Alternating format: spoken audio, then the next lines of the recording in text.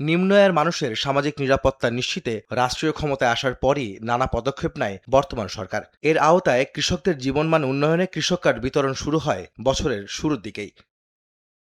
কৃষকের অধিকার নিশ্চিতে করণীয় ঠিক করতে মঙ্গলবার সচিবালয়ে মন্ত্রিপরিষদ বিভাগে প্রধানমন্ত্রীর কার্যালয়ে কৃষক কার্ড সম্পর্কিত সভা অনুষ্ঠিত হয়। এ সময় আগামী ডিসেম্বরের মধ্যে নির্ভুল ও স্বচ্ছভাবে কৃষকদের পূর্ণাঙ্গ তালিকা তৈরির নির্দেশ দেন সরকার প্রধান তারেক রহমান। কৃষকের অধিকার নিশ্চিতে যাচাই বাছাইয়ের মাধ্যমে এই কার্যক্রম বাস্তবায়নে জোর দেন তিনি। চলতি অর্থ বছরে ৪৩ লাখ কৃষক এই কার্ডের সুবিধা পাবেন। পরবর্তী ৩ বছরের মধ্যে ২ কোটি কৃষককে এই কর্মসূচির আওতায় আনার পরিকল্পনা রয়েছে বর্তমান সরকারের।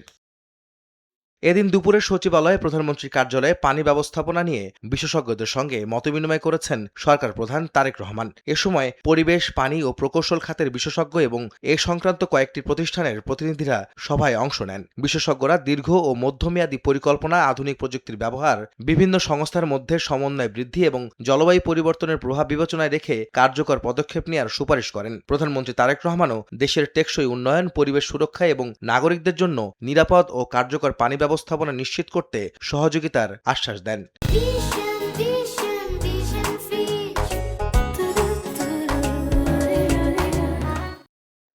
এদিন সচিবালয়ে প্রধানমন্ত্রী তারেক রহমানের সঙ্গে সৌজন্য সাক্ষাৎ করেছেন মার্কিন প্রশান্ত মহাসাগরীয় নৌবহরের কমান্ডার অ্যাডমিরাল স্টেফেন টি কোহলার। এ সময় মানবিক সহায়তা, দুর্যোগ ব্যবস্থাপনায় বাংলাদেশের সক্ষমতা ও অবদান নিয়ে আলোচনা হয়। বৈঠকে general security of military information agreement নিয়ে পারস্পরিক বোঝাপড়া ও অগ্রগতি নিয়েও আলোচনা হয়।